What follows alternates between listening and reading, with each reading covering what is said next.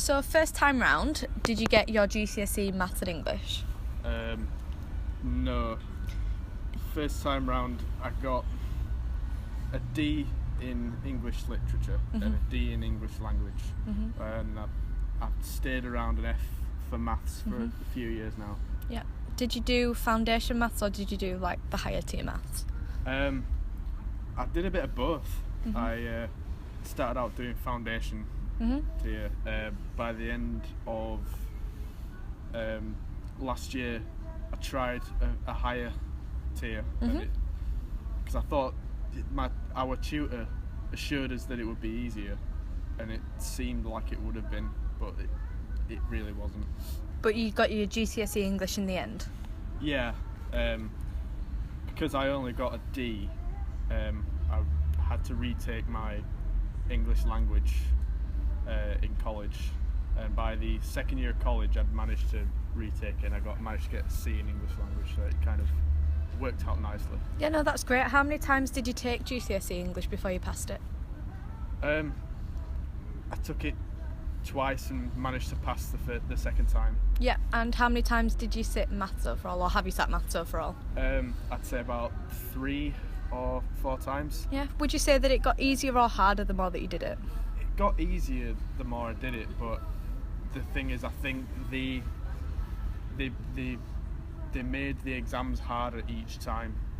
They wanted more from the people in the exam. Yeah, from the students. Yeah. And was the support available for you at the school or college, or did they put most of their attention on the people that were doing it the first time round? I think they put a lot more focus on people doing it the first time round, but it was all down to how the tutor was, really. So our maths tutor last year were really helpful, and he managed to show his support to the students, and I think that's what they need. Yeah. So a teacher who gives a lot more support than usual teachers do. Yeah. 'Cause in high school, I don't think there's that support there at all. I think they just want to drill maths into you, and if you don't get it, you don't get it, and it don't matter. Yeah, no, completely. And how did it affect your uni application? Because I know that most uni courses do need a grade C in both English and maths to get onto the course. It didn't actually. I thought it would, but when I looked at my phone and saw, you've got a conditional offer from university, I thought, oh, okay. I thought I needed my maths for that, but I only needed the grades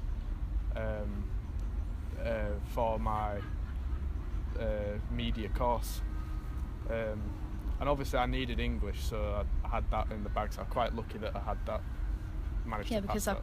I guess that English is quite important, especially on a journalism course, because it's all to do with writing and everything. Oh yeah. And has it ever restricted you in any other way, such as job applications? It has. I think it has, because a lot of places I've handed my CV in, and it has that big, maths F on the CV. I think that a lot of places will look at that and say, no, it'll be useless. But I have managed to land a job at a local pub because I've been part of that community for a long time, and I didn't have to hand a CV in, and over time, being under that pressure, my maths has got better. Like, my mental arithmetic's always been bad, but over time, working there, my mental arithmetic's gotten a lot better, and I think that's what people need, really. They don't need to sit in an exam hall and be tested there. They need real life experiences. Itself, yeah. Did you find that you were, compared to your colleagues, any different in how you handled like the situations where you needed to use maths? Yeah, I mean, my colleagues have always been supportive. It's more the customers, really, but they pick up on that, and they see it as banter, Yeah. which is a lot of quite people nice. are helpful as well, aren't they? Yeah. And do you have any desire to get the maths GCSE? Now that I know that I'm here at university, the big boy place, I don't need my maths. It feels a bit better, but I would like to eventually get it, because I know a lot of jobs now are making their employees retake their maths.